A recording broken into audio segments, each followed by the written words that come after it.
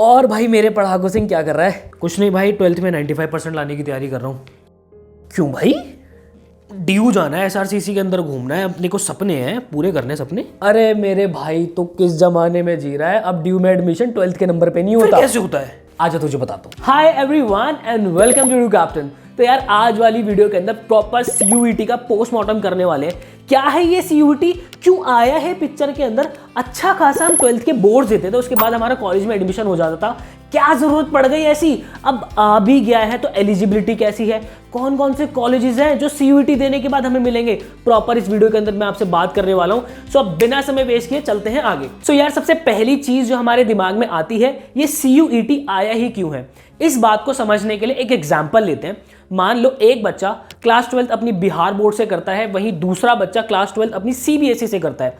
अब क्योंकि ये डिफरेंट बोर्ड्स हैं, यहाँ पे सबकी मार्किंग स्कीम्स अलग अलग होती है, तो हो सकता है एक बच्चा जो कि बहुत ही ज्यादा डिजर्विंग है, उस बच्चे के पूरे बिहार बोर्ड के अंदर जो रैंक 1 होल्डर है उसके लेट से 96% ही बनता है, वहीं सीबीएसई वाले स्टूडेंट के जो है वो 100% मार्क्स आ जाते हैं। लेकिन अब सेंट्रल यूनिवर्सिटी में क्या था पहले कि भाई जिसके ज्यादा नंबर है वो आ जाओ और एडमिशन ले लो। अब यहां पे जो बिहार बोर्ड वाला बच्चा था वो भी उतना ही डिजर्विंग था, बट क्योंकि उस बोर्ड की मार्किंग स्कीम थोड़ी सी अलग है या फिर उसका पेपर थोड़ा सा टफ सेट हुआ था, इस वजह से वो बच्चा एसआरसीसी नहीं पहुंच पाता। तो हमारी गवर्नमेंट ने बहुत ही अच्छा मूव लिया। उन्होंने कहा कि हमारे लिए इस देश का हर एक बच्चा बराबर है मेरे भाई, तो आप आओ एक कॉमन पेपर दो। ये सारे बच्चे कॉमन पेपर देंगे और अपना सेंट्रल यूनिवर्सिटी के अंदर पढ़ेंगे। तो इन्होंने वन नेशन वन एग्जाम कर दिया आप लोगों के लिए। सो यार नेक्स्ट क्वेश्चन जो हमारे माइंड में आता है, क्या सीयूईटी देकर ही हम दिल्ली यूनिवर्सिटी के अंदर पढ़ सकते हैं?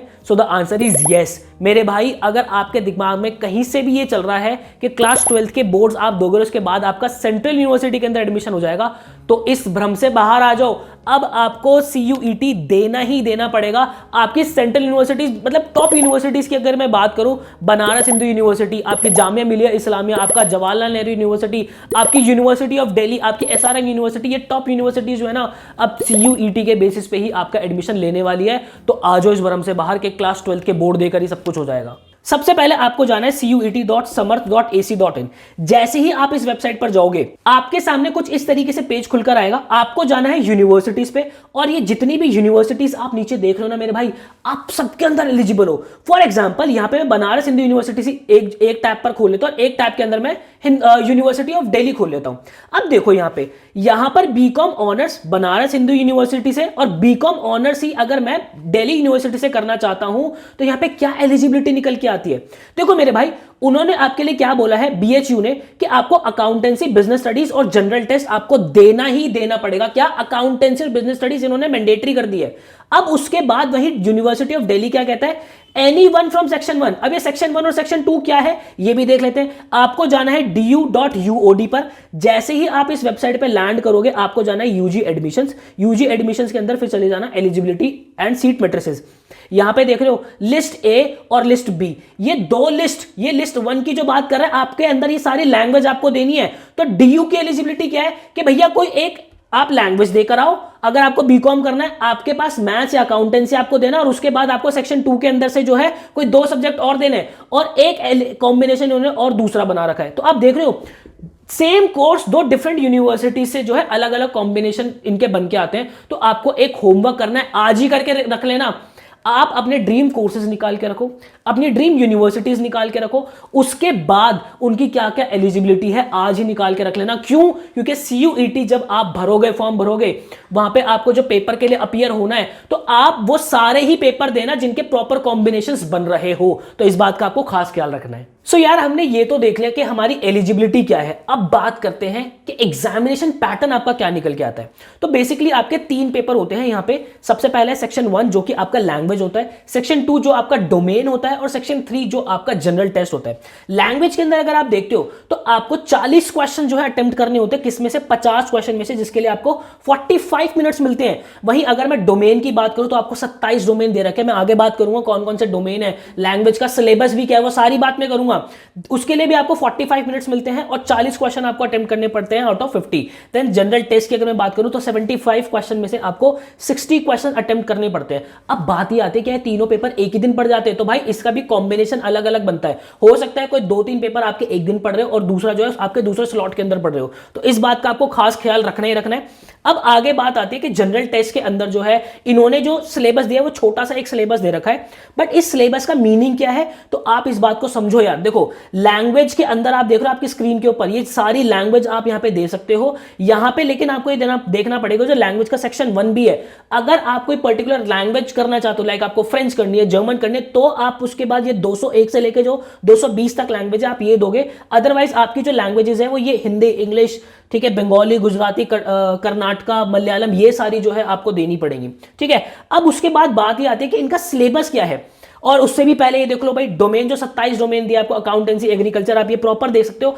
इनका जो प्रॉपर सिलेबस है ये भी मैं डिस्क्रिप्शन बॉक्स के अंदर डलवा रहा हूं भाई, इस बात का आप ध्यान रखना, ये डिस्क्रिप्शन से इनका सिलेबस निकाल लेना, क्योंकि अगर मैं इनका सिलेबस बताने लगा तो वीडियो तो भैया अगले कल सुबह तक जाके खत्म होगी अपनी। ठीक है, तो यहां पे अगर मैं इनके अब बात करूं तो देखो ये आपका प्रॉपर पूरा जनरल एप्टीट्यूड का सिलेबस है भाई, आप कहीं से भी पढ़ाई करो कोई दिक्कत नहीं है, लेकिन ये सारे चैप्टर्स पढ़ने आपको बहुत बहुत बहुत ज्यादा जरूरी है। ये यहां पे स्क्रीनशॉट लेके रख लो, इन्होंने छोटा सा लिख रखा है यहां पे, लेकिन इसका मतलब ये निकल कर आता है। सिमिलरली आप यहां पे जो है अपना रीजनिंग का भी देख सकते हो, ये सारा सिलेबस आपका रीजनिंग का है। ठीक है, देन उसके बाद जो है आप यहां पे अपने जीके का देख सकते हो, सारा सिलेबस आपका जीके का है। और देन उसके बाद ये जो आपका इंग्लिश लैंग्वेज का है, इनके स्क्रीनशॉट ले लो, मुझे पता है ये सारी चीजें आपको पता है, मैंने बहुत सी वीडियो के अंदर इसकी बात की भी हुई है। स्क्रीनशॉट लेके इनकी पढ़ाई करना शुरू कर दो आप लोग। तो ये सारा सिलेबस आपका सीयूईटी का है, आपको तैयारी करनी ही करनी है। सो यार अब बात करता हूं बहुत ही बड़े क्वेश्चन की कि क्या इन दिनों सिर्फ और सिर्फ बोर्ड्स पे ध्यान देना है। So the answer is no.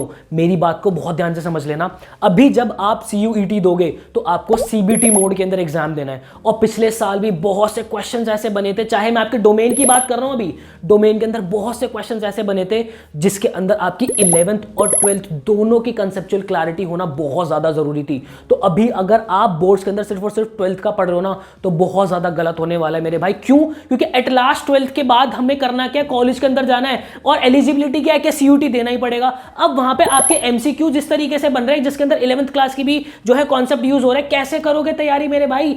आपको एक बैलेंस तैयारी करना बहुत ज्यादा जरूरी है। मैं ये नहीं कह रहा कि सिर्फ और सिर्फ सारी 12th क्लास को छोड़ के जो अपने बोर्ड्स के अंदर लग जाओ, नहीं, एक बैलेंस पढ़ाई करना आपको बहुत ज्यादा जरूरी है। आपका तराजू किसी भी एक तरफ अगर अभी झुका हुआ है ना, उसको बैलेंस कर लो, नहीं तो आगे कॉन्सिक्वेंसेस आपको देखने पड़ सकते हैं। इस बात का आपको खास ख्याल रखना पड़ेगा। यार अब बात निकल के आती है कि इन दोनों की बैलेंस तैयारी करनी कैसे। तो मेरे भाई एडू कैप्टन आपके साथ हमेशा से खड़ा है। हमारा रीसेंट बैच आगाज 2.0 अभी लॉन्च हुआ है, जाके आप ज्वाइन कर सकते हैं। क्या मिल जाता है आपको? इंडिया के बेस्ट फैकल्टीज के वीडियो लेक्चर्स मिल जाते हैं, साथ ही साथ कॉमर्स का डोमेन प्रॉपर कंप्लीट हम कराने वाले हैं। प्रॉपर तैयारी होगी आपकी डोमेन की।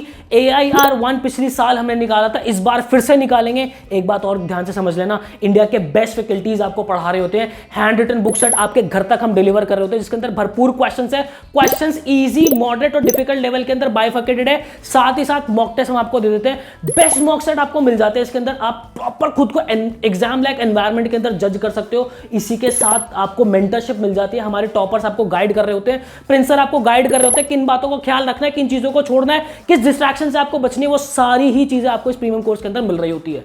अब जाते जाते एक लास्ट क्वेश्चन और लेना चाहूंगा, आपका CUET 2023 जो है वो 2022 से कैसे डिफरेंट होने वाला है। भाई इस बात को आपको बहुत कायदे से समझना पड़ेगा।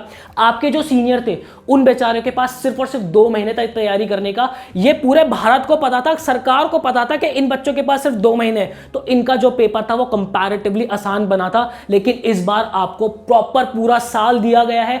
आपके टाइम पे ऐसा नहीं होने वाला कि आप एडमिशन सेंटर पे पहुंच रहे हो तो जाते आपको पता चल रहा है कि आज आपका पेपर नहीं है। बहुत मिसमैनेजमेंट थी पिछले साल, इस साल ऐसा कुछ नहीं होने वाला। तसल्ली से आपका पेपर डिजाइन होगा, और जब चीजें तसल्ली से होती है तो वहां पे कॉम्पिटिटिव जो आपका लेवल है, जो आपका एग्जाम का लेवल है, वो बढ़ता ही बढ़ता है। तो एग्जाम चाहे कैसा भी आए, हम तैयारी प्रॉपर करके जाएंगे, फोड़ के जाएंगे और फिर से निकालेंगे all India rank 1। I hope आपको क्लैरिटी मिली होगी। मिलता है ऐसे किसी नेक्स्ट वीडियो के अंदर।